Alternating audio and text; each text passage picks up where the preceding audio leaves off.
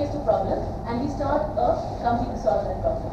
On the right hand side is the big S stories, the big heroes tales, the fairy tales, the Bollywood movies, the Hollywood movies which stay with us, and the fiction stories, right? Now that involves a lot of crafting. It's not just about telling a story. There's huge amount of crafting in it. Language, dialogue, scenery, cinematography, technology, all of that. So unless you're creating a company which is doing that, we're not, probably trying to get here. We're not trying to become the biggest storytellers. But all of us can do this. Everybody can do little less storytelling. And there are things you can learn from biggest, and that's structure. The structure of stories which can come back and get applied to how we communicate, how we talk about our startup. So that's what we'll talk about today. The two things we'll talk about: what structures can you use as you make your pitch, as you talk about your company, and also how do you start actually telling stories. So that's what we will talk about. And the final thing we'll talk about is where you tell the story. Again, very important. Each of you have different startups. Some are B2B, some are B2C. So where exactly do you start telling your story? Because stories need to be heard. If nobody is hearing the story, nothing's really happening. So that's what I talk about. And please feel free to interrupt me. This is just going to be more of a conversation. And stories need conversation. Otherwise, it's just one-sided. Any questions? Yes. So do you help in making real stories, or you also make some stories for us? No. So that's the first thing I'll talk about. Stories in business are not cooked. They cannot be lies. If in today's paper you would have read about Patanjali, right? They are now getting charged for misrepresenting their company, right? So a business story, and it's very good you raised that, because that's the first thing we talk about. What is a story in a business versus a fiction story? And I do both. So there's a very, very big difference, right? In fiction, you use your imagination. Obviously, you could be inspired from reality, but you are creating something which may not be true, right? You're creating a fantasy world. But in business, your story has to be true. What you're telling about your company has to be true. Unless it's true, at some point, somebody will find out, and that's not a good position to be in, right? So a business story is a fact, but it's couched in emotion, and it's delivered with personal feelings. That's the only difference. A business story versus a fiction story. Right? And we'll see how that can be applied. So what you can borrow from fiction, what you can borrow from films is the structure of storytelling. But what you have to do is tell your own real story. Right? That's the difference. Is that clear? Is it confusing or is it clear? So I'll talk about one organization which actually does this very well, right? Lego. Any of you have? Yeah, great. I still play with it, and I have a kid who is still addicted to it. So what do they say? They just sell you blocks, right? But what's the story they tell? The story they tell is this: each of us is a builder, and we are only limited by our imagination, and there's magic you can create at every age. So see how the story is not lies, right? But it builds on that block. So the blocks. It's like a dream. It's a dream. And I'll talk about that. How for startups, how do you sell that dream? It's called the promised land. How do you create that promised land for your customer, right? So you're trying to say these blocks are a way to build something else. You're not just selling a block, you're selling a way to show people how to use their imagination, right? And that's why there's Lego Land, that's why there's Lego Movie, that's why there's so many properties they could create just with these blocks. If they had stayed with, we sell blocks, they would have done just that. They would have sold blocks.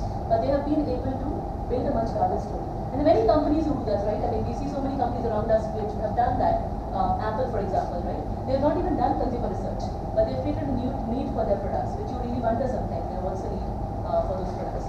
So, and you might say these are large companies, so they have large budgets, so obviously they can do that. How does it apply for startups? So I'll give you a few examples, and then we'll talk about structure and how can it actually be developed for us.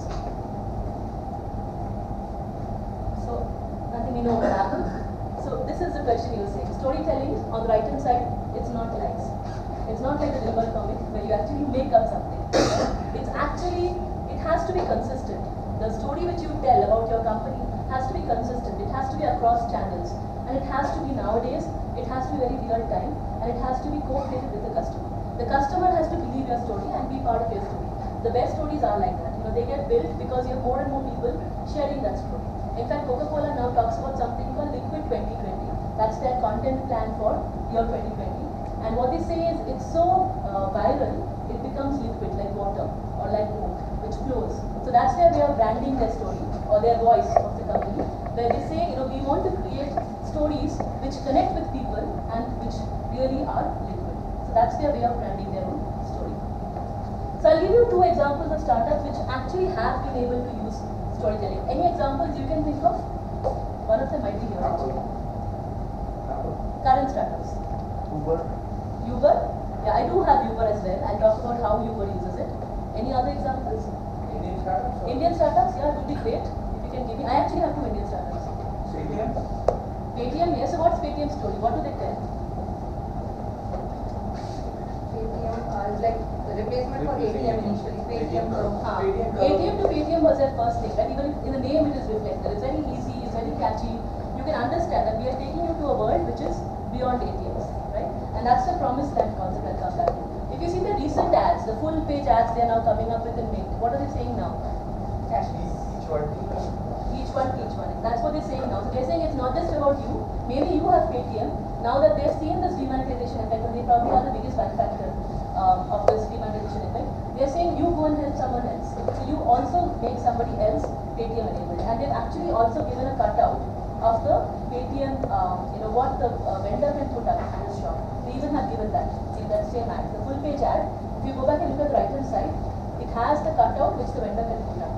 So it's basically saying go and tell a vendor, go and tell a friend, go and tell your mate, but teach more people about Paytm. Right? Because that's what is their now core message.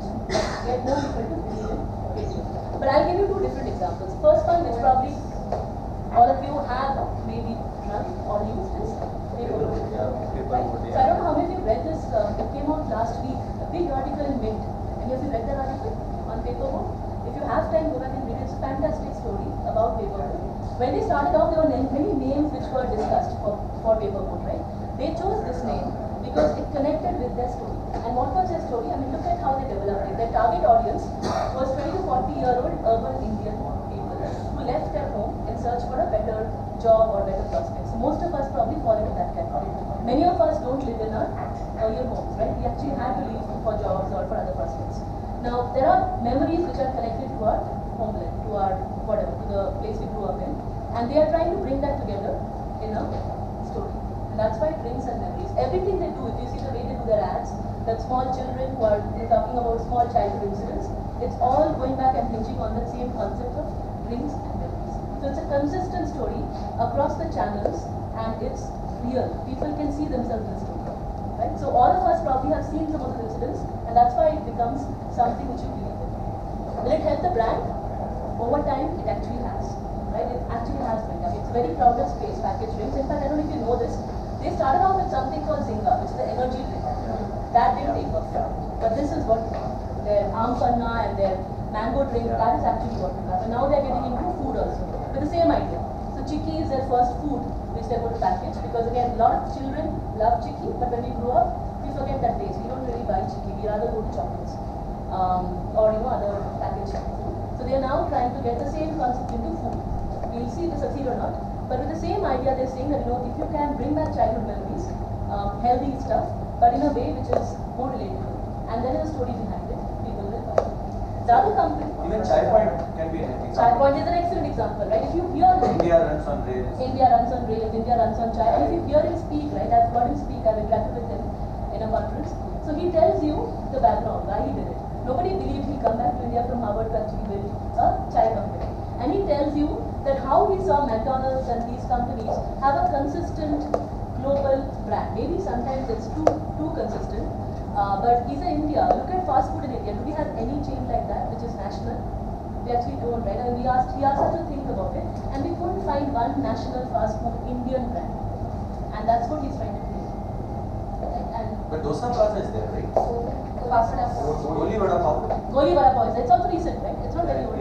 Fast food. But Dosa Plaza So is now you have a few. You have Fasos, you have Dosa chain, Dosa Plaza. You have a few that's coming out. But if you look at earlier, last 20 years, did we have any company like this? Probably no. So there is still a space created. Sorry, you had another question. Yeah. So when you buy a product, when you buy a paperboard, you buy it because of the story, or you buy it for the product, and which one overrides? So basically, you connect with people with the story. So if I can tell you in a nutshell, this is what Aristotle talked about long time back. He was a wise man who's still probably relevant even today.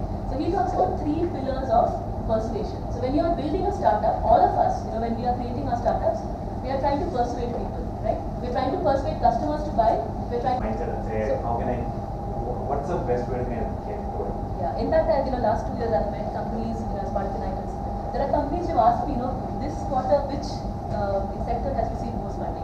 So I'll go and start up my company in that area, right? So that's opportunistic. It might help, but it will be very short term because you may not be able to really persist for a very long term if you start with that mindset that you're starting for exit, or you're starting for getting out.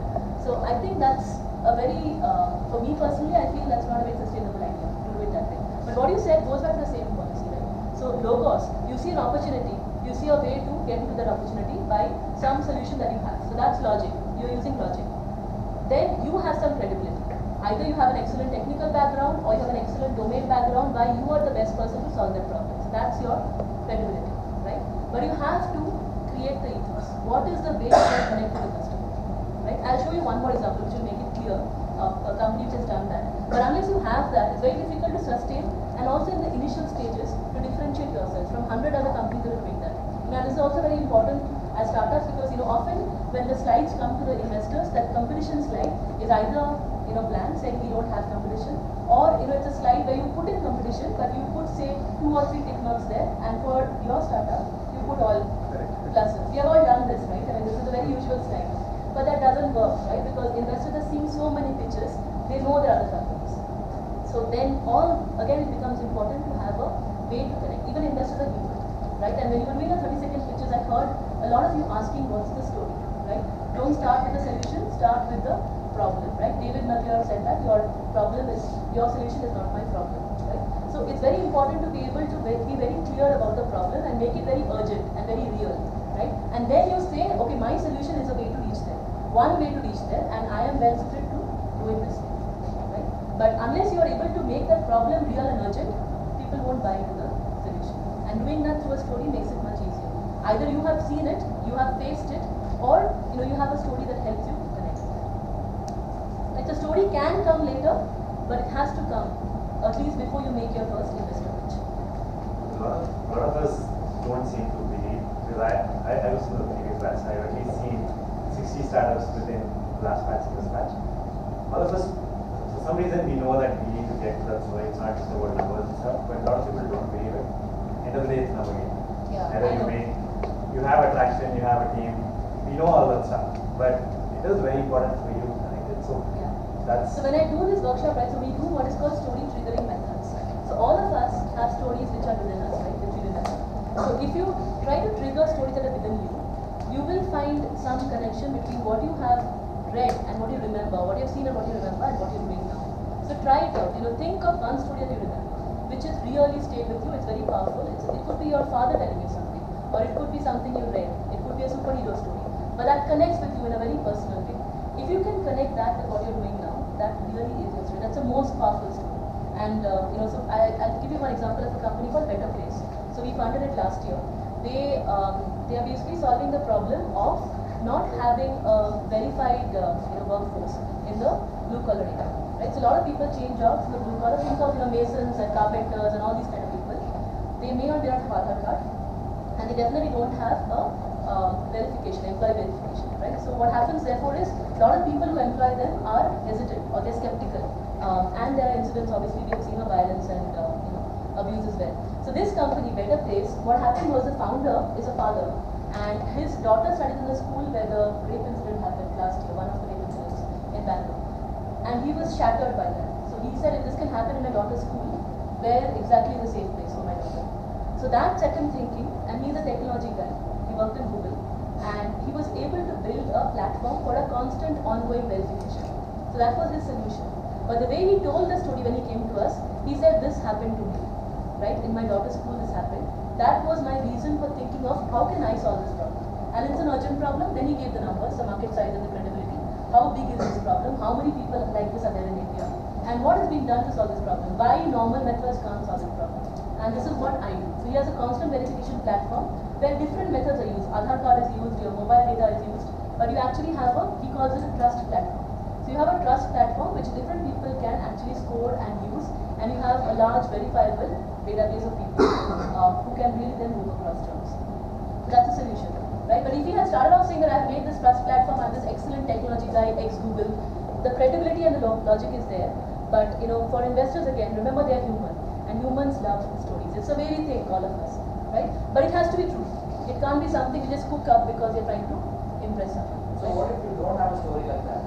Like Yeah. you want to do this, but then you don't have a So story there. you have to, before you actually go to your investor, you have to start, that's why story trigger. You have to think of, there must be some reason why you're doing what you're doing. I'll tell you. So you have to at least create the promised land. What are you trying to get towards and how do you get there? So let me address this question a little later. I have some slides which will See, explain. a lot of these stories are cooked up, I mean, especially around why I started the company. If you talk about Bhavesh Agarwal and talking about why I started Ola, you very well know it's fake, it's created by the PR team. So what is obviously sometimes they do work. So PR comes much later, and I have a PR pitch which will show that. So I think it's two different things. One is a story which you create to tell the world afterwards. That's a post-factor story, right? And the first is the story that you believe in, which will help you grow. At the point of what do you believe in as a startup, right? Both are possible. It's always possible for creative. So you give a brief to a creative guy, he'll give you a story, right? He'll connect the dots and he'll find a story for you. So it's possible to do it that way, right? I mean, today you give all the details of your startup and give it to a creative agency, they'll come up with a story for you, right? But that's marketing. That will come later, right? But what I'm saying is, when you're initially building your company, if you start off with a story, the chances of you being able to sustain that are much higher. You yourself believe in the story, right? So both are possible. The first is preferable. The second, if you don't have an option, then you go that way, where you actually give all the details to a agency and they create your story. That's very much possible because they are trained to think of stories. They're trained to think of triggers, right? And they will do it for you. So this company, I don't know if you guys have heard of. Yes. Have you seen the video? Yes. Okay, so I met this guy and again, he's struggling for 6 years. He was working with Manicure Innovation Foundation. This video took him, I think, around 1 lakh rupees to make. He made it Better India. Better India made the video. And the idea of the video, if you go back and see it right now, till then, which was I make edible cutlery. He was selling what he did, right? It didn't really connect with a lot of people. So they said, okay, fine, edible cutlery, so what? The pitch in the video was, his imagination was a world with less plastic. He started with that. And then he said edible spoon is a way of getting there. Edible cutlery is a way of getting there. So world with less plastic is what we call promised land. It's probably what connects with a lot more customers than say, okay, you buy my edible cutlery. So now we're getting into structure, story structure. So for startups, to be able to identify that promised land for the customer and what the customers want to get towards is really a way to business growth. So this was his promised land, a world with less plastic. How do you get there? Try my edible spoon. And then he gives advantages. This is cheap, you can eat it too, there are many flavors, and all of that comes later. But the promised land for him is not his promised land, it's the customer's promised land, a world with less plastic, which many of us actually believe in. And most of us who are ecologically, hopefully aware, we want to believe in that world with less plastic. So that's the way to get there. I'll tell you how structurally you get to that. So again, at this point, we'll now get into more structure and how do you develop it. But the idea is, like many of you have asked, when does story come? Does it come after you make your pitch? Before you make your pitch? Does somebody else create your story or do you create your own story? So I still feel the best way is if you have a story with which you start, you can really sustain it. By any chance if you don't have it, the second way is you trigger the story, and I'll give you some methods to trigger it. And the third option is you do what you do, you're great at doing it, and then you work with a very good agency who will then build your story, who will craft your story. Then it becomes a crafting exercise. Somebody has to interpret your vision and give you your story. So there are 3 ways in which you can do it. You can choose to do it any 3 ways. But the first way is often the most, I would say, authentic way to start. Now, I'll get into structure now. So if you look at these 2 speeches, and there's been a lot of books written about this. The speech of Martin Luther King on the left and the speech of Steve Jobs, iPhone introduction on the right. There's one thing common. Here are both the speeches if you want to read the transcript. Both of them talk about a world that is and a world that is. That's it. That's the structure. A world that is and a world that could be. The world that could be for him is a world filled with freedom, and for him it's a world filled with iPhones. But it's in a very simple way. If you go back and read, they both have done this. A world that is and the world that could be, or the world that we want to be. And that is what inspired so many people to believe. Of course, they were great speakers, they were great orators, they had practiced, I'm sure, and they themselves believed in it, which is why they could say the words also so powerfully. But the structure is this, right? So this is where, from big S storytelling, you can start borrowing structures which can help all of us to become better, little less storytellers. Little S storytellers and little need more storytellers. So this is from a fiction perspective. There's a writer called Kurt Vonnegut. I don't know if any of you have read him. Have you read? Kurt Vonnegut? Okay. So he's an American writer, and he analyzed hundreds and thousands of fiction stories, and he came up with these 8 very common structures, right? And some of them are again useful as you start building your story. So look at the first one, man in the hole. Man falls in the hole, or woman, as the case may be. Maybe women are smarter, they don't fall in the hole. And then something happens and they come out of the hole, right? It's a perfect startup story. There is a promised land you want to get to. You can't get there. Your product is a way for them to get out of the hole. And you see a lot of ads follow this, right? Tennis cream ads. So many ads follow this. They'll give you this vision of this perfect place. They'll tell you you can't get there because, and then your product is the way to get there, right? So it's a story structure, and we know the story structure. We have seen it many, many times. When your startup says this, we will connect, right? Look at the other one. It's a creation story, right?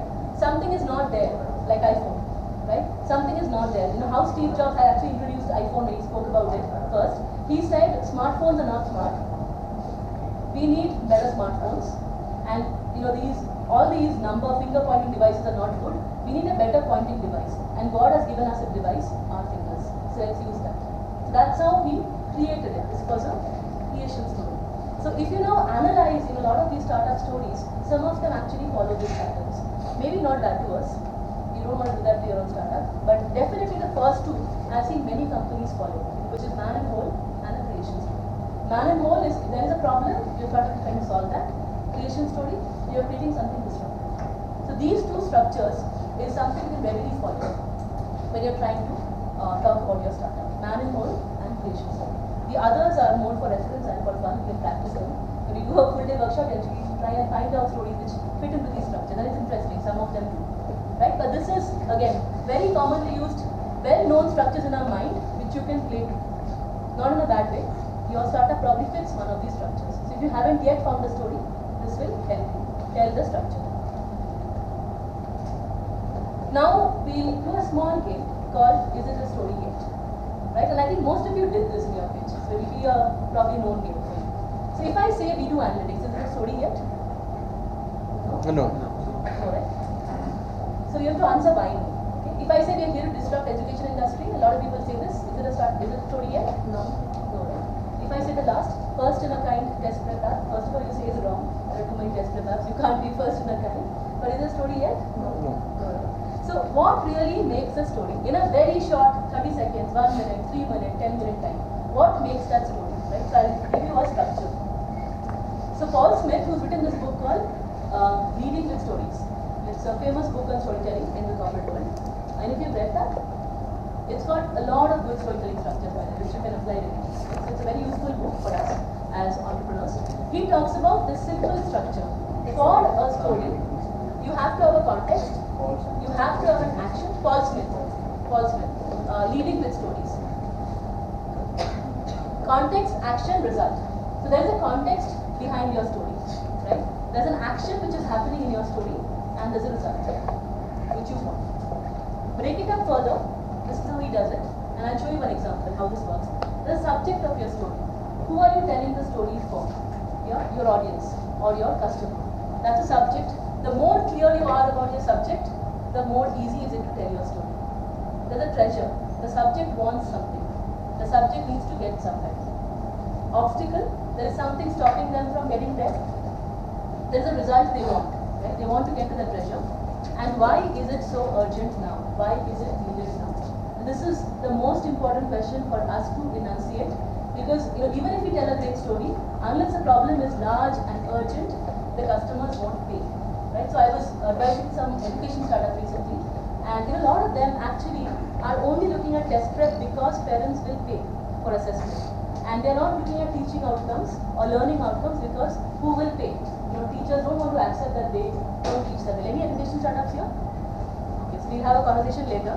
A lot of insight which I actually gained from talking to these startups, because this why is very difficult to enunciate if you're not looking at assessment. Right? If you're looking at learning outcome or teaching outcome, the question is who will pay me? Right? Is there a customer which you have who is a paying customer? Right? So again, we'll talk about it, but very, very important. As you start putting in the framework, you realize how it is difficult to make it a problem urgent enough to solve right now, which somebody will pay for. So now let's look at an example. Excuse me, before that, could you please elaborate a little more on the treasure piece? Treasure. I'll give you an example. Treasure is what the customer wants. Okay. Right? Think of a superhero. Think of Kung Fu Panda. What does Kung Fu Panda want? Right? Think of X-Men. What do X-Men want?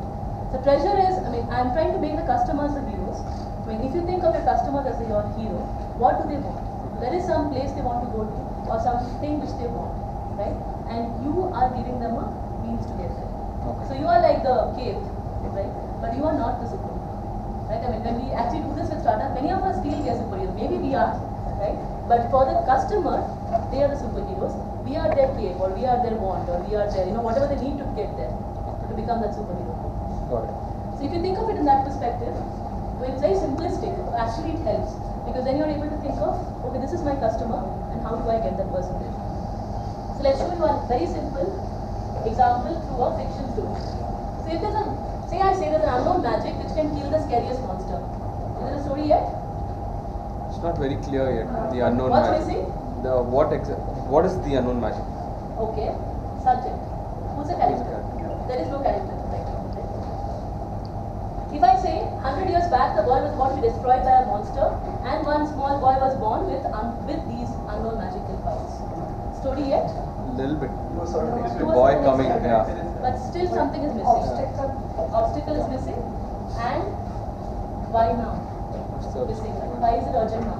It's still missing. Okay, so I'll try again. The small boy believed he was ordinary. Again, this is the most critical point. When you have magical powers, you don't believe you're magical, right? Somebody has to help you to take out those magical powers, right? So a retired teacher realized his gift and trained him to develop his magic powers. Now, is it slightly better? But the treasure is not. What's the treasure here? What's the treasure? Right? So now you say, the boy realized his gift. And not before the monster attacked his loved one. So now you're creating, conflict and character. All of this, because probably I write and I love fiction. There are things you can borrow from storytelling techniques. There are great storytellers who are fiction writers, movie makers. You can borrow these structures from them. So you now put in all the elements and you say, finally, the boy defeated the monster. Now you have a full story. Now you go back, think of all these stories. Kung Fu Panda, Harry Potter, Avengers, X-Men, all of this follow this pattern. It's the same pattern all of them follow. Right? Some ordinary person realizing he has extraordinary gift and saving the world. And in a way, it's also all of our stories, right? But why we are doing what we are doing is because we have a unique insight into a problem. People have tried to solve, but we can solve it hopefully in a better way, in a different way, to get to that what is called the promised land. So I'll talk about promised land next. So, will you be sharing the slides or should we take notes? I'll share some of the slides, not all, because I obviously know this is what I do for a living, but some of them I'll share. Yes. So these templates are so common, everyone is trying to fit into these templates. Where is the innovation in storytelling? Yes, innovation in storytelling. It's the same template, right? The hero, the villain, the obstacle, and the... So again, that's why the three things are important. See, ethos is one part, which is the story which you connect with. And as you practice this, you realize what is the unique insight which you have, which nobody else has. Like this better place founder. You could have told any other story, right? But he talked about a problem in a school, which he saw, which he found. And as a parent, that connected with me and with a lot of us as investors. Right? So a lot of investors are also parents sometimes. That's what connected. Right? So though you might have a story structure, your story has to be unique in the structure, right? So who's that small boy for you? That is unique. What is a treasure for you? That is unique. Right? Who is that teacher for you? That is unique. So these elements are what you have to play on. The structure you can borrow. That's the idea. The structure is a template which we can use. But can we personalize those elements of a story? What's the conflict? Right? And then that makes it our story. What we can do. Right? And that's what it requires time. It's not very easy. And when you do it at the time when you're making a pitch, you're just making slides. At that time, it's very difficult to create that entire story. When you're talking about market size, you're talking about competition, you're talking about all the things which good things investors tell you. And there's a lot of literature around that, what makes a good pitch. But what makes a good pitch is the outcome. What makes a good story is the input, which goes into the pitch. If you have a great story, it will result in a great pitch. Right? And there are two things to it. One part is the structure, which I'm talking about. The second part is actually telling it. When you're telling it, how do you incorporate storytelling? So I'll talk a little bit briefly. I'll touch upon that. And some of you did it. I heard some of you actually use it when you were telling your story. Give a personal example, give an anecdote, or say something which happened, and then talk about your solution. So again, promised land is nothing but that one-liner which you say for your startup. Right? 30-second pitch, even lesser. That 1 or 2 liners you say about your startup is the promised land. It is not your promised land. It's the customer's promised land. Where do you want the customer to go? Right? So again, examples from fiction. This is called flash fiction. Many of you have read it. I'll give you one example. For sale, baby shoes never worn by Hemingway. Supposed to be the shortest story, 6 words. Any idea what it means to you? Abortion, miscarriage. Miscarriage? Yeah. For sale, baby shoes never worn. The second one. So it's a shoe that can go away. Yeah. But why? Why? I have so much that you never use. It's like some people No, no. That's very interesting, right? Psychologically, when I tell this story, there are a lot of It's a sad story. women who connect with a child dying and a miscarriage or a child's death. A lot of men, unfortunately or fortunately, connect with the sale, Flipkart sale, Amazon sale, or second sale, and yeah. So there is a separate exercise we can do just on that. How do you connect with this? Although my startup is based on the second-hand sale, but I connected it to the Maybe it's a great story for you to start with. within proper conflict. Anyway, so why I'm telling you this, when you tell it in fiction, right, because you're using imagination and you're using a lot of your own personality, it's open to interpretation, right? But when you're telling it for your startup, again, the question you asked right in the beginning, it has to be something real and visceral and emotional for your customers. It has to be their promised land. So you can learn from this how to craft stories in a few words. There are, examples, there are exercises which happen. It's called terribly tiny tales. So they give you few words, they give you, they give you situations. You have to write 6-word stories. We had done one at a university a few days back. So it was a university.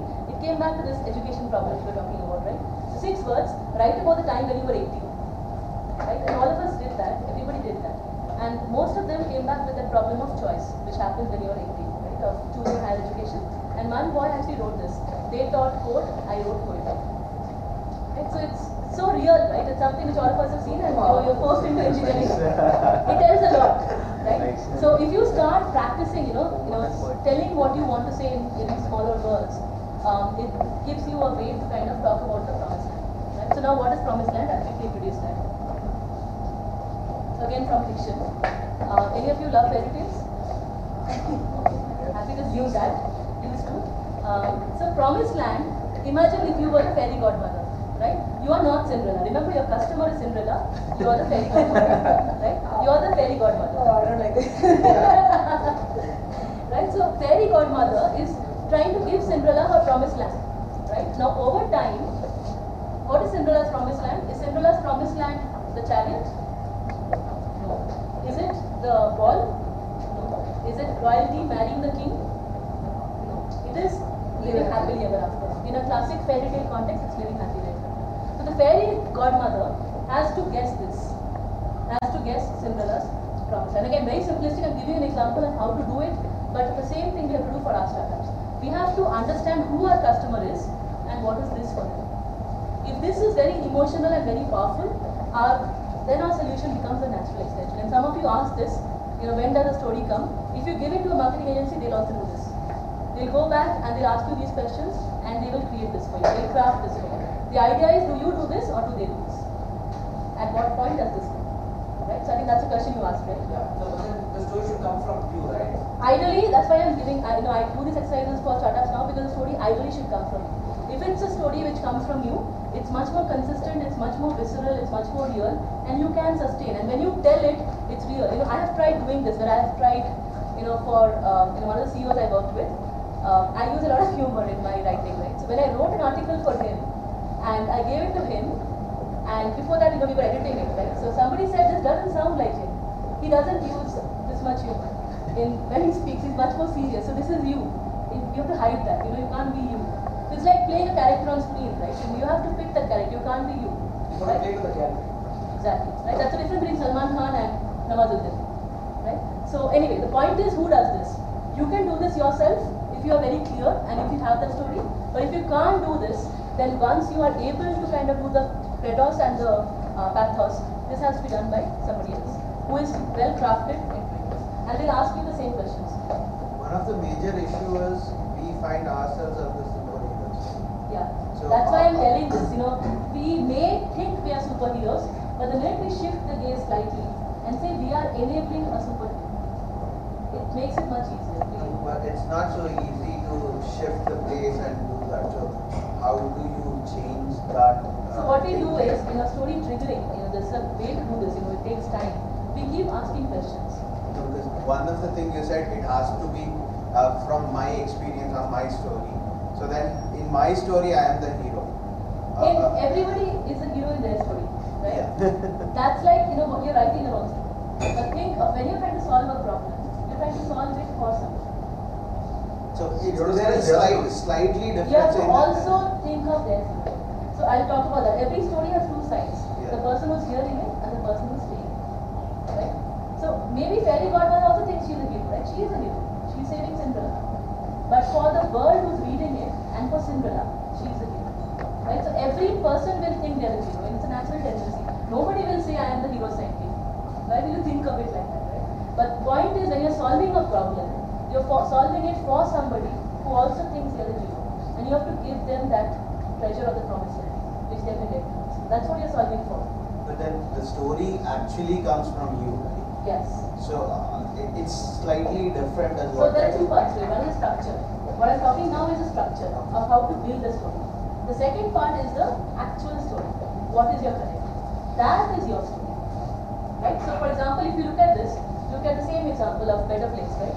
The structure he followed was that the school has this problem, right? And his child needed a solution, or the teacher needed a solution, or the school needed a solution. So the school is a hero. But if by he thinks he can solve it, he is a technology guy who has this brilliant architecture to solve that problem. Right? So your solution is really you, where you are the hero, right? But it has to connect with the customer's promised land. That is their side. And your side is the solution. So often we miss it, we directly start with our solution, our side, right? But if you're not able to connect with the problem of a large group of people, which is basically product market fit, nothing but product market fit in, the way we talk about in business.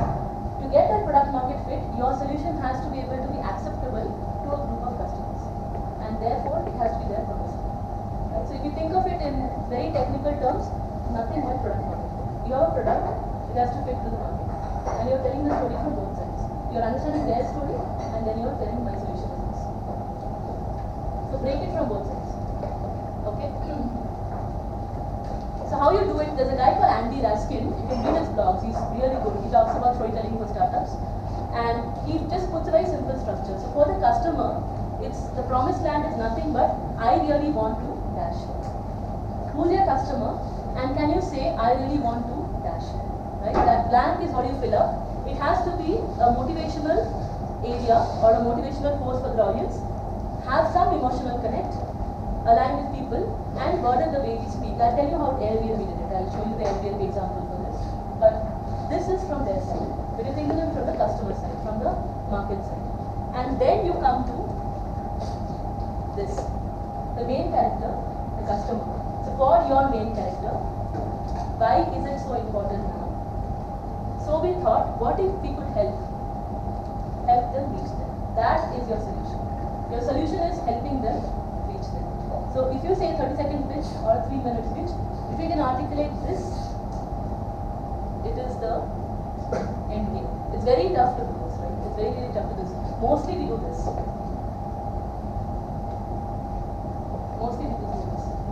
But if we can think from both sides here. No, I'm just saying, why now it might not always be there, there might not be an answer for that, because Yes. the problem might not be that urgent always. I mean, not all the startups have an urgent problem to solve. Yeah, but if you don't have an urgent problem, why will somebody fail? Especially for startups. Why For will example, they fail? Flipkart. So there is not an urgent problem that I want to read a book when they started, right? But Flipkart was a There was, yeah.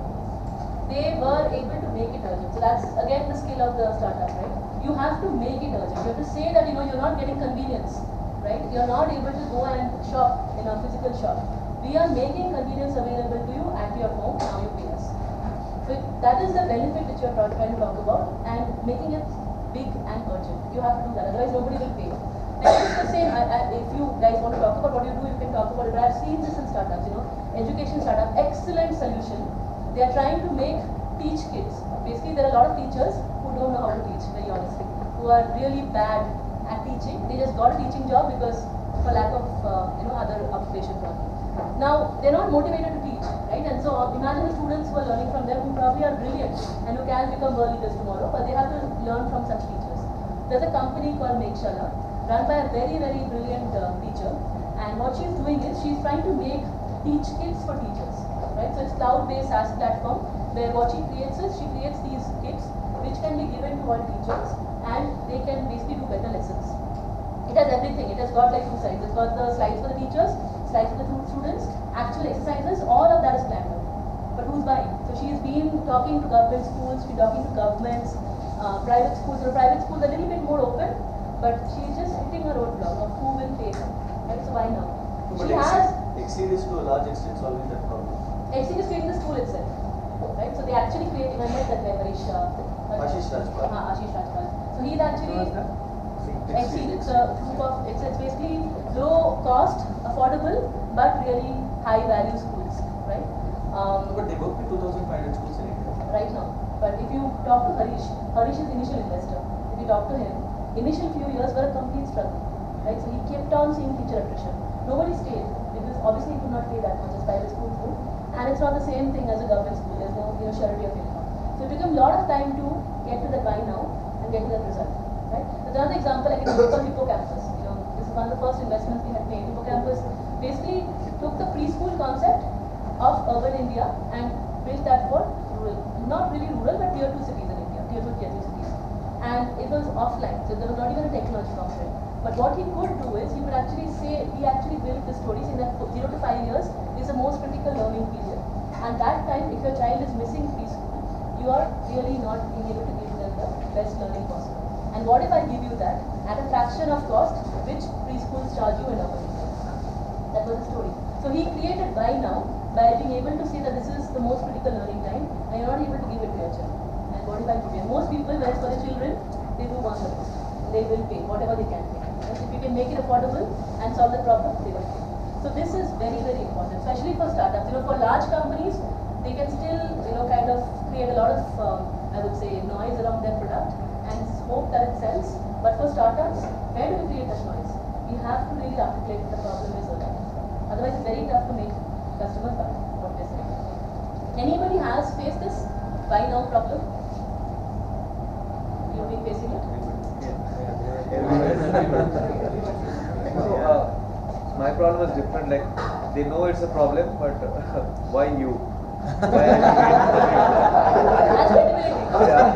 That's credibility. So when I say I'm credible enough also. No, you're credible enough, it's show, don't tell. You have to show that you're credible. Yeah, but then the product is like they are like ahead. There are already competitors who are ahead of you. I might as well go to them, not you. So that's There are few ways to do it. Then it comes into smarter ways of distribution, smarter ways of pricing, smarter ways of using technology. So then you show the differentiation. That's where differentiation comes in, right? But the first part is at least first part is solved. They agree that it's a problem. Right. And you have to do more work on actually convincing that I can do it for you. That's the second part of the problem. Generally, even the first part is not agreeable to many people, especially if you're going to somebody saying that you have the problem. Right? Nobody wants to hear they have a problem. Why will a teacher want to hear that she can't teach? Why will So we go to the companies who already had the problem. I see the news probably we can go now. So you have to. That is where you have to start using credibility. That's where facts come in. So I'll give you one more example. Madan Padaki. He built one of the first assessment apps, not apps really, assessment companies in India, Merittrack. So when he was trying to build Merittrack, and this is his own story, when he introduces himself, he tells this. People generally didn't agree, right? Why do I need an assessment? I'm already, quite well placed. Then he actually did a study, and one of you did this in your pitch, I remember right now. He actually did a study of how much would you lose if an bad employee hire leaves within 1 year.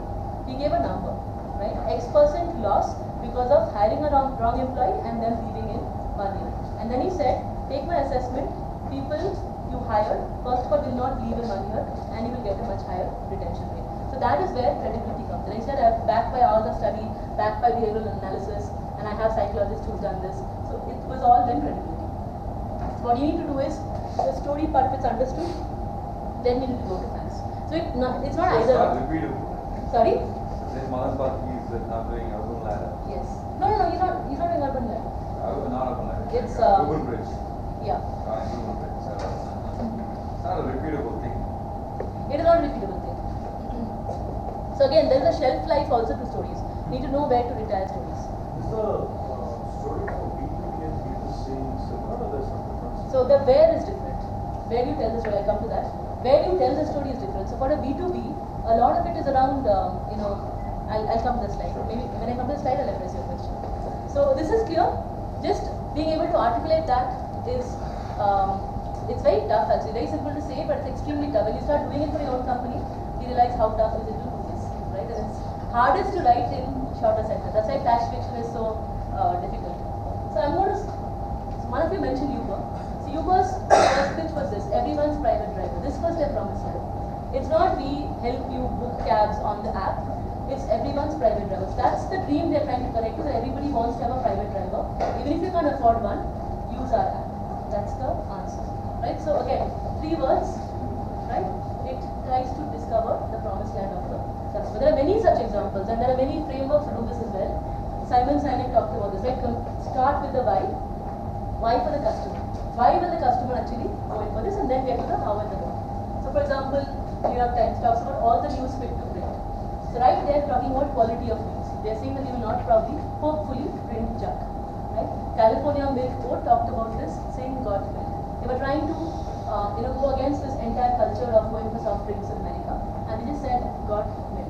Right? Some of these become your one-liners or your takeaway or your taglines, and definitely ad agencies or creative guys will probably work with you to develop it.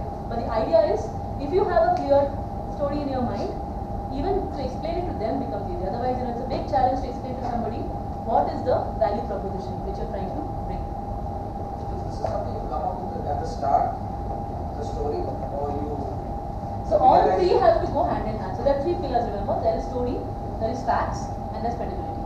So the outcome, if you're looking at your outcome, the outcome could be many, right? One is the pitch for your customers. What will you tell the customer? Second is a pitch to the investor. What will you tell the investor? The 2 major outcomes. And then within customer, you'll have a website. You might have other content that you will create. A lot of this is your outcome, right? Now, outcome will need all 3 things. It will need facts. It will need facts on how big the problem is, what is the market size, why are you doing this. It will need credibility. Who are you? What is your team like? Why can you solve this problem? And it will need the connect, the story. Build your story before your startup. Yes. But then doesn't it take time to build that story? For instance, did Uber start with those 3 sentences, 3 words right away, or did they realize it? No, you will be modifying it as you build your startup initially.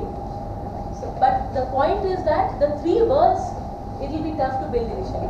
But you should have some idea of who is your customer. That's what they say, right? When you say product market fit, the more research you do on who is the customer who's buying from you and why are they buying, and collect those stories. That gives you the way to build your own story, right? So if you ask the first 100 customers, what did you really find useful in this? Why did you use this? What's the benefit you're seeing? All those come back to help you craft your story, right? So, like I said, it can happen. You might have a very, very clear idea to start with, and you build from it. That's the perfect world. World is not perfect. The other way it is, you start and you experiment, and you keep trying multiple options. You will find that segment which believes your story, and then you get the ideas from them, and you go back and craft your message. So, which is nothing but product market fit. Which segment of the market is actually right for your product? Right? Once you get there, and this is the first year, probably first 1 or 2 years of experimentation, then you go back and craft your story. Right? So it can happen over a period of time, it doesn't happen on day 1.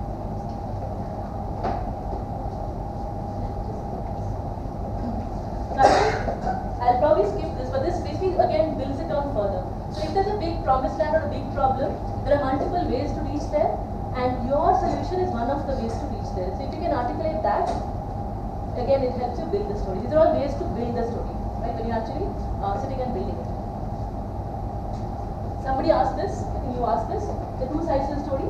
It's not just about, till now we're talking about what we are doing, but the most critical part is who's hearing your story and how are they reacting to it and believing it.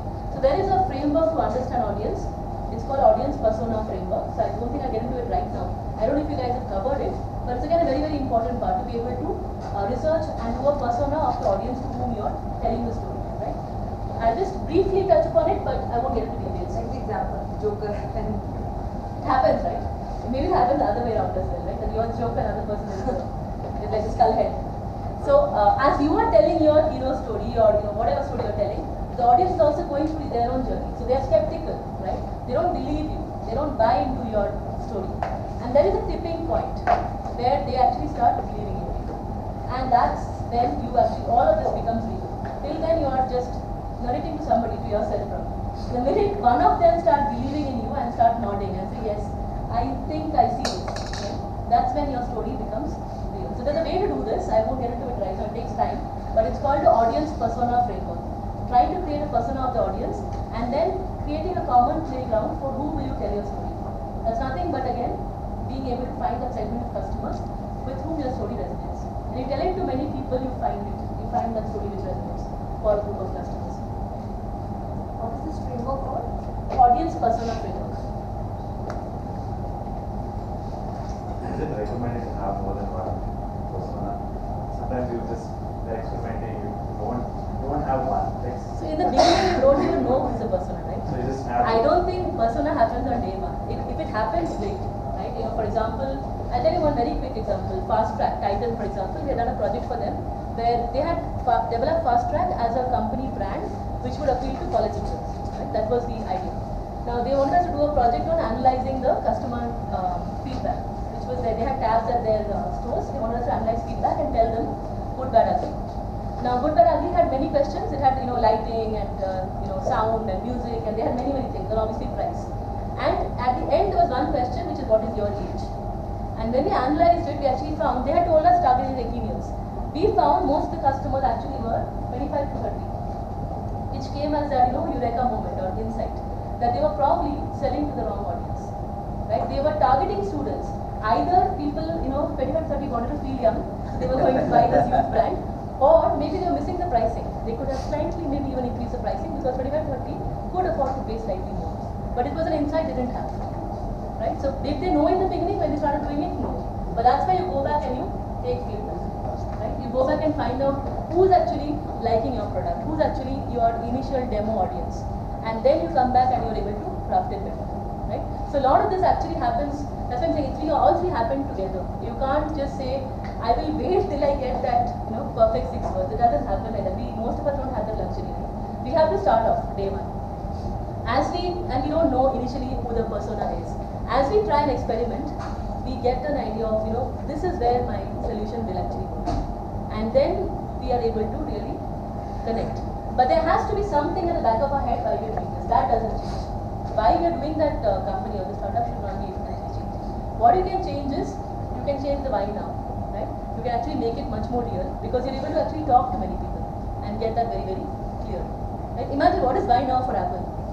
They didn't do any research, right, before they came up with their products. But they were able to connect with the promise land very, very clearly. So it's complete storytelling, what Apple did.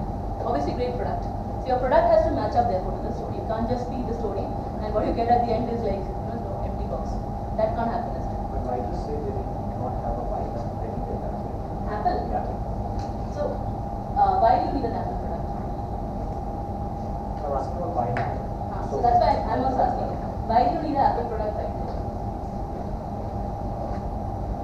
Because personally, I would say that there is stability instead of the fragmentation which is there. I mean, that would be my purpose. Okay. But So when when I say buy now, I'm asking like is it not the stability also? I'm asking from that point of, from that perspective, why did Apple in general define their buy now as? Apple did attempt to define why now. If you think back of what they said, they did define it, but I don't think people thought it was immediate. Like what I'm trying to say is there are two ways to do it. One is you actually are able to go to people, do research, and get their feedback. That is one way. The traditional way of going to do market research and getting the feedback of people and doing it. Right? That's one way. The other way is you are so entrenched into that segment, you understand consumer behavior so well that you are able to define it. So why I ask this is because I've seen the same story with how Ola started. I mean, Uber came in and they write on the benefit of Ola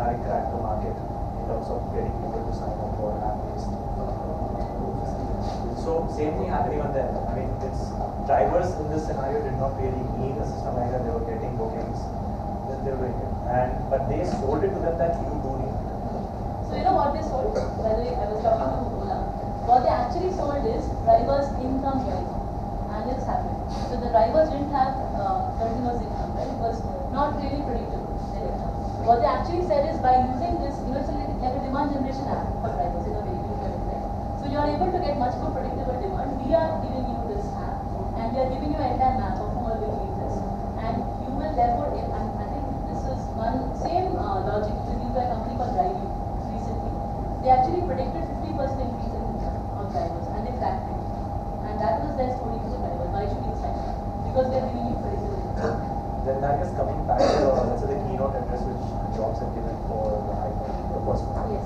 So in that case, he was talking about the simplicity and ease with which you can do, let's say, do a call conference and share it or make a private conversation and that. So isn't that itself a why now? Because if you look at the ETXs people use at that point in time. Yeah. So what he did was, very beautifully, if you go back and read, any of you read his speech, he gave the promised land very, very beautifully. He showed us a picture of what we are missing, which even probably we didn't realize we are missing. And then he said, now use my product, it will give you X, Y, Z. That is the benefits, right?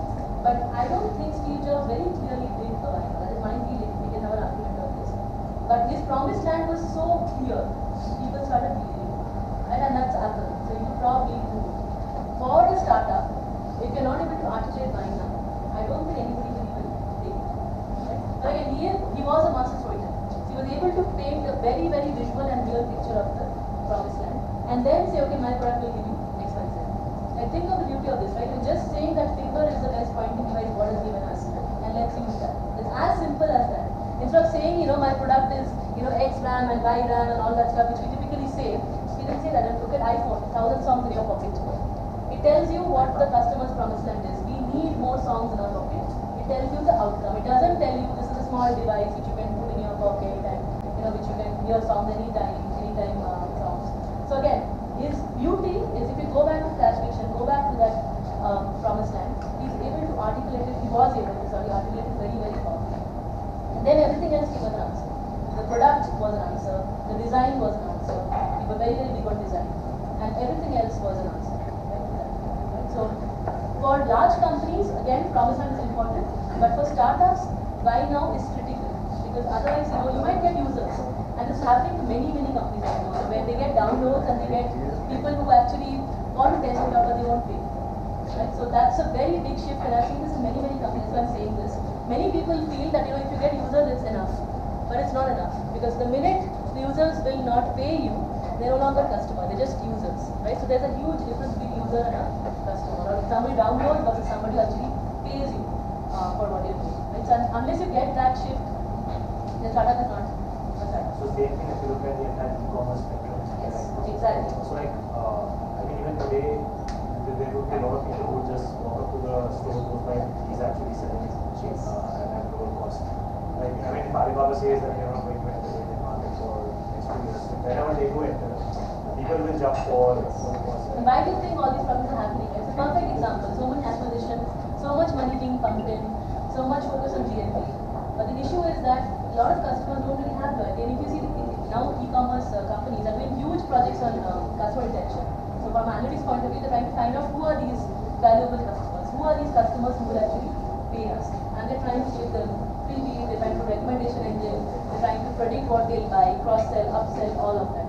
Right? So all that is coming in because the value proposition there is only price and convenience, which is great in the beginning. But as more and more people start offering price and convenience, it gets really valuable. Right? And you can cut on price. Alibaba will cut on price. So that's where this becomes important. And it's a constant game. As startups, we can never stop doing it. We have to keep building further and making it more and more clear and sharp. That's where strategy comes in, right? And the change management and all that comes in. But the idea is, when you're building it from the beginning, if the why is clear, and if you get to that segment who's actually believing your story and paying you for the story, if you can start articulating the why now for them, and then tell them how to get there. That's your pitch. And the sharper and sharper your pitch gets, you get more people to believe in you. Right? And that comes in across channels. So I'll just quickly cover where to tell your story and then we'll start with that. I think one of you asked this. Before that, one quick thing, and I think one of you or some of you did this in your pitch as well. One part of it is the structure. How do you build the story? We're talking about that so far, right? So you can borrow from the structures which Kurt Vonnegut did, which is creation story or a man in the whole story. Man in the whole story is for an existing company. Creation story is for Steve Jobs and startup. Complete disruption, right? So two structures you can use, and the other structure to use is promised land, articulate promised land, and then show how you get there. So all those 5 elements: subject, pressure, obstacle, why now, and right now. So that's the structured part. How do you build your story? The second part is when you tell it, right? When you're actually now presenting to an audience, you also want to include your personal story. Why you started, and I think you asked this question, the difference between your story and the solution, right? So first part was building your solution story. Second part is presenting your story. Now how do I tell my story? And that's the pitch, that's the investor document or whatever you want to call it, your website. How do I tell it, right? Now there again story comes in. And if you see many people do it extremely powerfully, right? And these are ways not to do it. So you can't say now I'm going to tell you a story, right? So people will say it's not bedtime. You can't say this reminds me of a funny story. Chances are they'll not laugh. You can't say have you heard this about that. These are real examples, okay? These are ways not to start a pitch or a story. I heard a great joke the other day. You'll really love it, right? That's completely leading me into the direction which I probably won't take. I don't know whether I should tell you this, but it's very, kind of self-doubt. So you will not tell this. So there are ways not to start your story. Are there ways to actually start? And some of you did this. Imagine.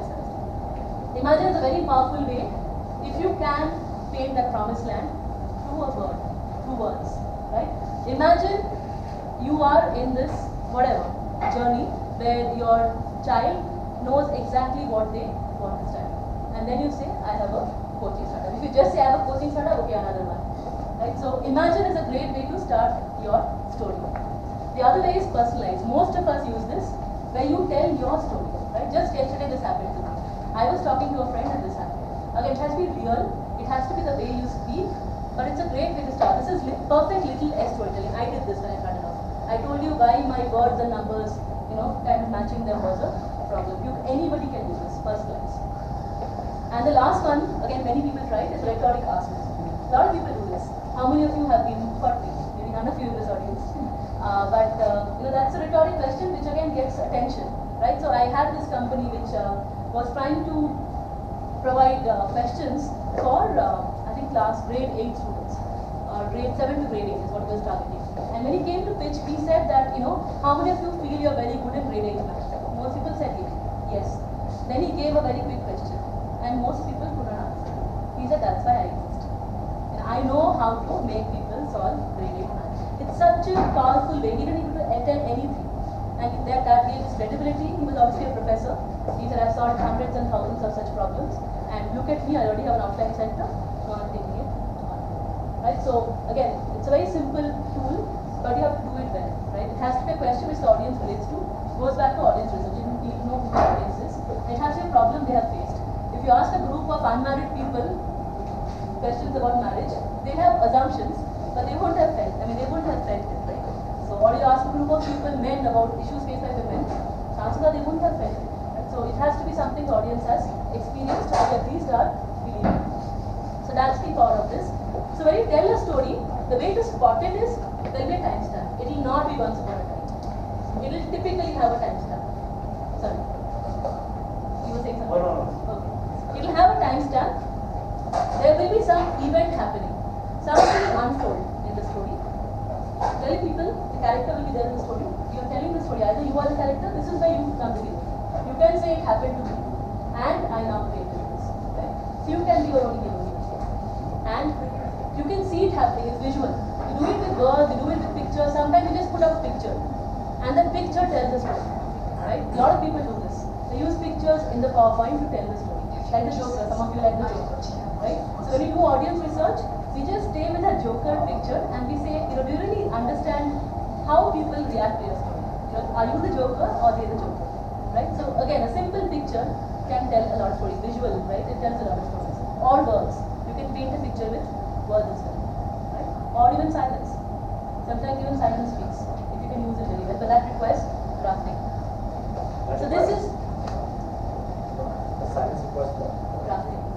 You need to know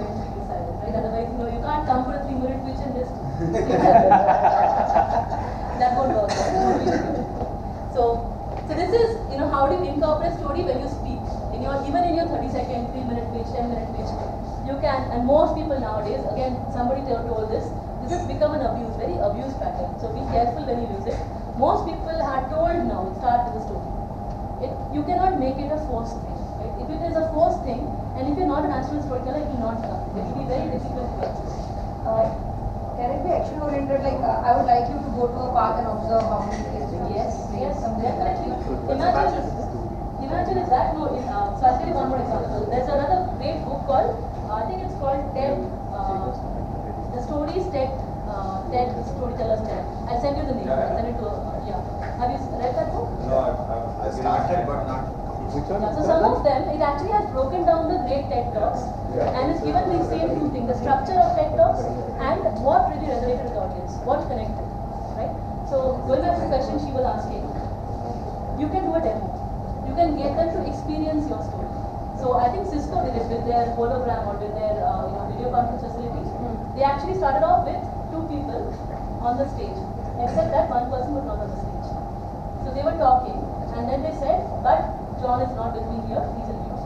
It was a huge screen. So they made it look like it was a conversation. It was not. But they got the audience to experience the power of whatever the facility is. Right? So if you have a demo or if you actually have a product, it's a great way to start with, let them experience it. Right? Let them actually see it happening. I mean, my question was, for example, I'm talking about traffic or I'm selling an app which will help me reduce time. So, I would like you to take a drive from Kormangala to Whitefield and imagine how much time will it take. But that is something, why I'm asking is that many people might not be able to assess the amount of time it actually takes from Kormangala to Whitefield, right?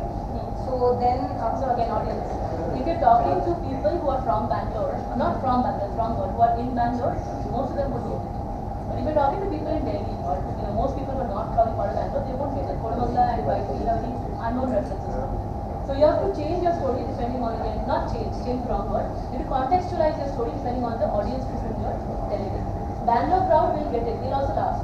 Right? You can make it funny. Right? Was it 2 hours today or was it 3 hours? You can make it funny as well. But if you're telling it to somebody else, it has to be contextualized for their place where they are. Right? Especially with traffic, it's very, very local. Right? There's something people will know, but most people won't know. At least Kormangala they won't know. They might still know right here, but they may not know Kormangala. And it changes, right? Now it could be Sajjan. So this is how you start telling a story. But again, I think the key thing over here is there is a template which says that you start off with a story and then you get into your solution, right? But be careful how you use it because most of us are not natural to all 3 of them. So choose what is natural for you. You may be great at visualizing, then you use imagine. You may be able to create an excellent rhetoric question because you have done the consumer research, you know who are the people who are buying your products, start a rhetoric ask.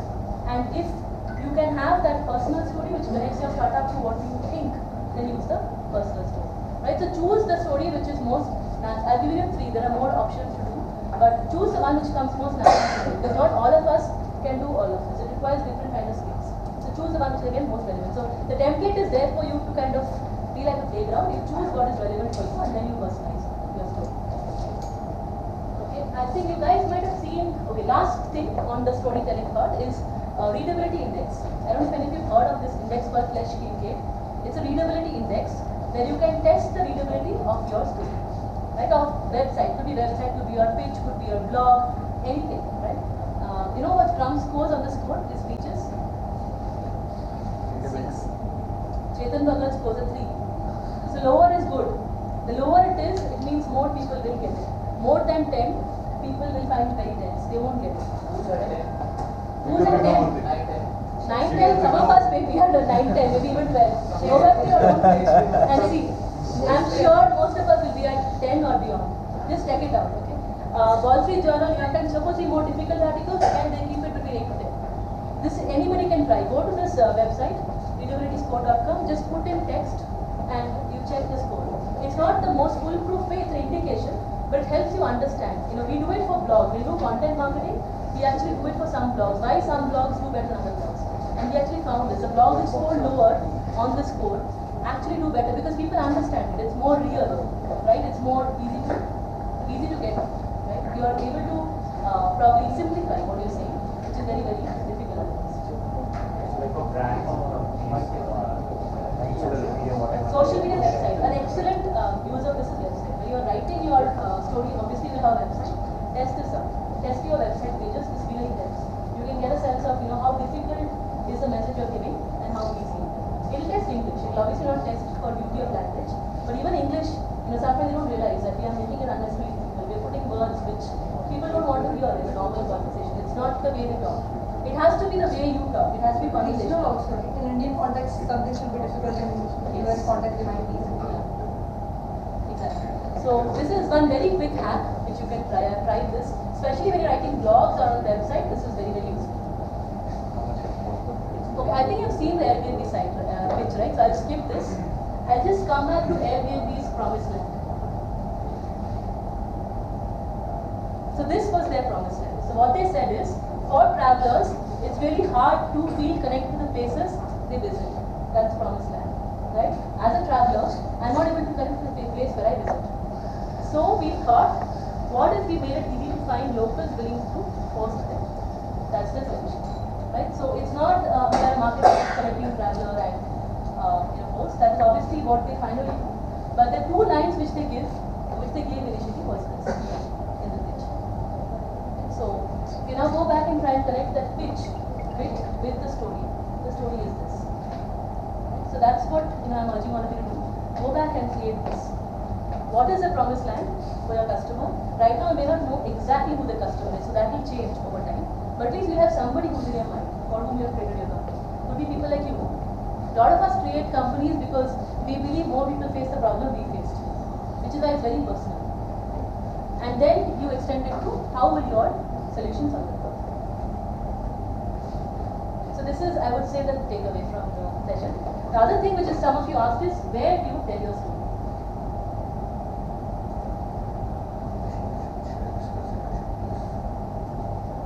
Where to tell your story, right? So the same story you can't tell in different, you can't tell everywhere, right? It doesn't work. Some of you have B2B startups and some of you have B2C startups. So it depends on two things again. It's a classic 2x2. Complexity of the buyer's journey, how complex is it for the buyer, and how complex is your product itself or your solution itself.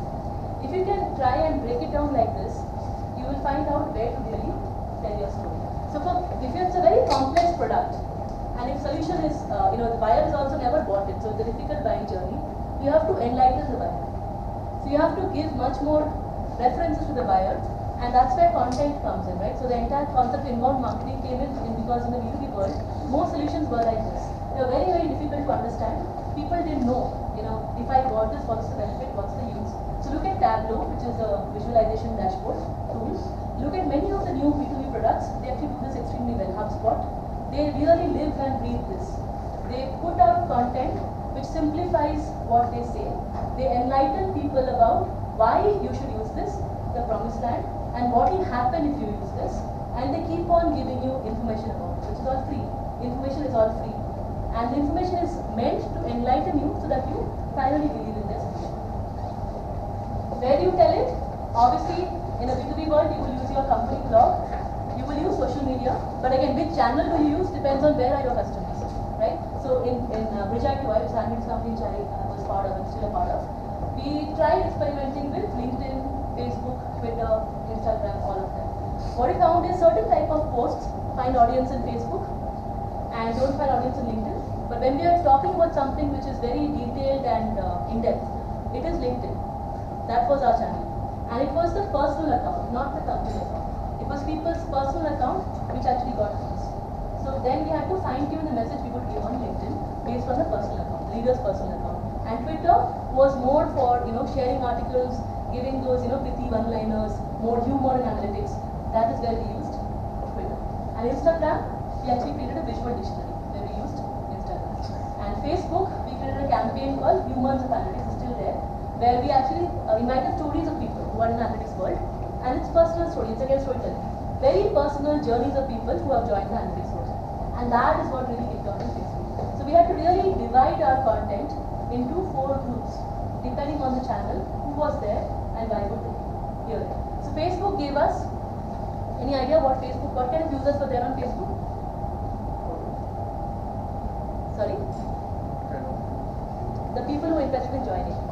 So Facebook was more for branding, but the customers were not there. Customers were really high-level B2B CIOs and CXOs and all. They were more there on LinkedIn and Twitter.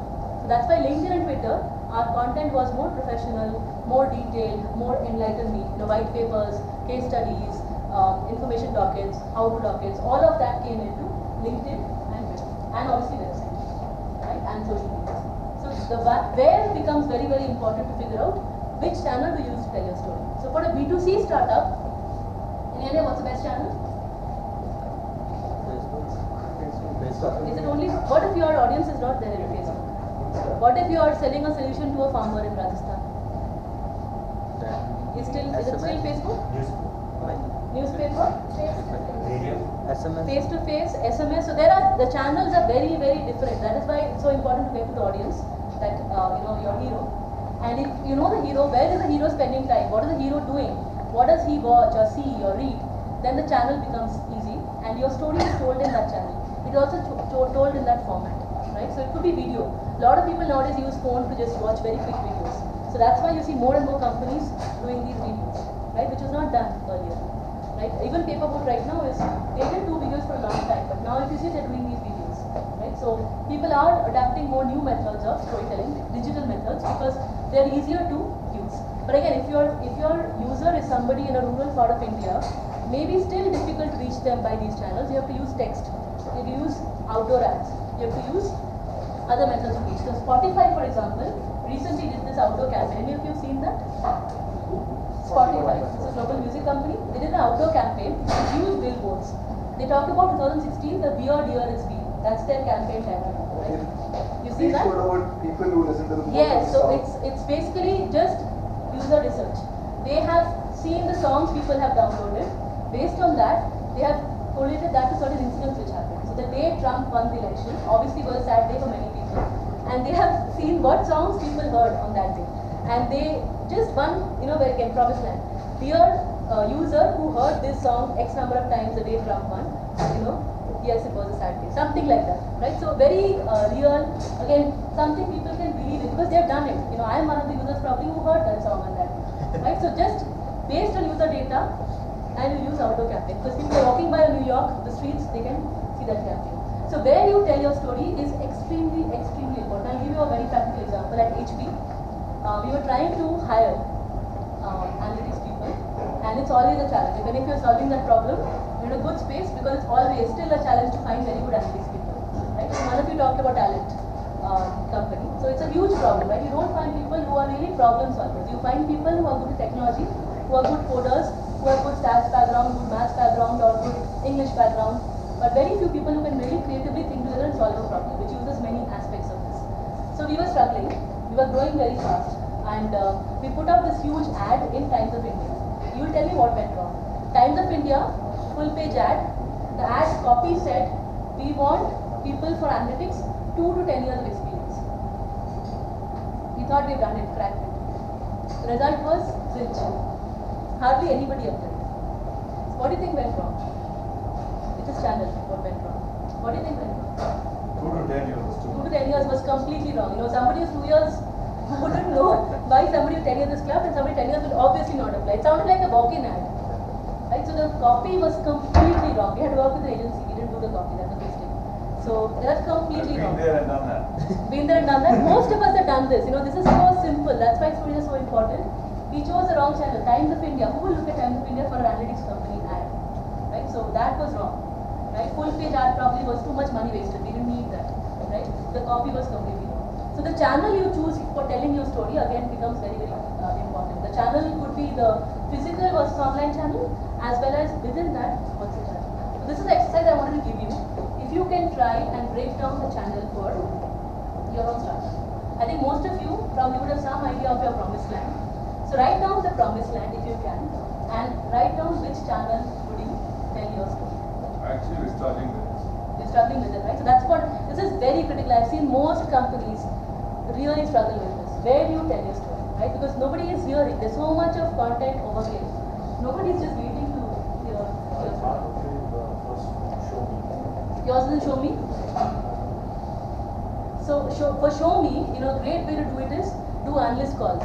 So for example, if it's a technology product, you have Gartner, Forrester, all of these guys with whom you can do briefing calls. So you can brief them and try to convince them of your solutions so that they become influencers for. That's too expensive. No, but you can do free briefing calls also. Before you sign up, you can still do free briefing calls. If your pitch is very good, they will still take it. They're open to those. They're open to those. You can briefing calls. Gartner is free. Everywhere. Gartner is free. Forrester is free. Of course, they will not feature it in the reports till you actually pay. Right. But it's one way. It's one of the ways in which you can tell your story. What's it called? Which one? What's it called? Gartner.com, Forrester.com. Briefing Briefing call. Briefing call. Yeah. It's called analyst briefing call. Right? I've also got one example for you of a pitch. The other thing which all of us do. Just one last. Yeah. So their model is subscription, where you actually have to pay a big amount. It's around 25 lakhs per month. Sorry, per year is the model, the base model. For a company to actually be part of the subscription base. Where you are like part of the group of startups that they'll cover. Right? They'll cover you in their reports. But you can't do that initially. You can do it after maybe 4-5 years of existence. Till that time, you can just reach out cold with a very clear pitch and try to get into briefing calls. That's one way. It's a tough way, but it's still there. The other way is PR. Some of you, I'm sure, are trying to crack that. PR is the other way to tell your story, right? So get somebody else to tell your story. It could be a blogger who's influential in your area. It could be one of the magazines which your customers read, like Your Story or Tech in Asia, Ink42. Now there are many, Ink42. Side for Factor Daily, which is another new magazine, and they really want to cover disruptive startups, right, who are using technology. So these are other ways in which your pitch is very clear, and they are hungry for stories. Because all of them are looking to write stories. In fact, your story, I heard this from one of the reporters. I don't know what you think about the quality of stories there. They have a target of one story per day per reporter. Quality is so low. Sorry? Quality is very low now, right? Quality is low, right? I mean, you don't know why they're writing those stories. So she was telling me this reporter, so I had interviewed her. More than one story per day. It's probably 2 or 3 stories. You work there? No. Which inside information? Somebody had come, the reporter had come. Huh. It took me 20 minutes just to explain what I'm doing. Yes. And then So again, what I do, there's a method to do that. Follow people on social media, we did that. Follow people on Twitter and LinkedIn, you'll get a sense of what they're writing about. And who's the right kind of person we to started share doing that. So Yeah. we're only targeting those journalists who cover this aspect of Yes, it. yes, exactly. And within that, so I'll show you one pitch. Let me show you this HubSpot pitch. This is a pitch to HubSpot, cold pitch to HubSpot. So I'll just read it out because it's difficult to read it. It says, "Hi Brian, I'm a huge HubSpot fan." That's unadulterated, refined oil, sunflower oil. I especially like your recent piece on business card design. Now this is where you're trying to connect. The journalist you're writing to probably has covered your area. That's why you're writing to the person. So you mentioned something which they have written, which connects with what you're trying to do. I work with companies like Metrics and make weekly videos for their blog. Here is one that was published earlier this week on their site. Just wanted to email you and see if HubSpot might be interested in a similar series. I made a demo for you to show you what it might look like. And then he's actually made a demo for HubSpot. Is this something you'll be interested in? Like, this is a classic example of a cold pitch. I have many more from TechCrunch, Mashable and all, because we live and breathe by these, right? As a startup, you need to go and keep on persuading and influencing people. And PR is a great place to actually start influencing. So this pitch, what worked for them, and the HubSpot person wrote about this. What worked for them is this. They had read an earlier article. They had alluded to it in their story. They introduced their startup in the second line, which just said what they do. Very simple. They just make videos. That's all they do. And then they say they actually made the demo. That is probably something which really worked for HubSpot, because at that point, again, why now? HubSpot at that time didn't have videos. They were really looking at more video content. So it came at the right time. It told the right story, and this guy actually got the video series. Cold. He got it cold.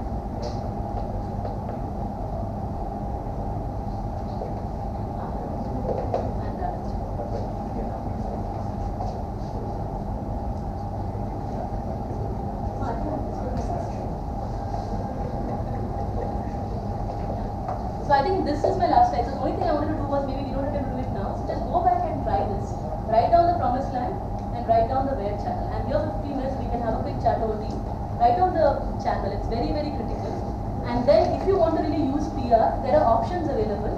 But cold pitch is again a lot of crafting. You have to really craft it in a way which connects with the audience. So it has to be the right reporter, and the buy now is again important. They have to have a reason for featuring them. I can give you a list of companies which will, which do feature startups. Most of you know it, but it has to be the right company. So I'll end here, and thanks a lot for the opportunity again. We'll take a tea.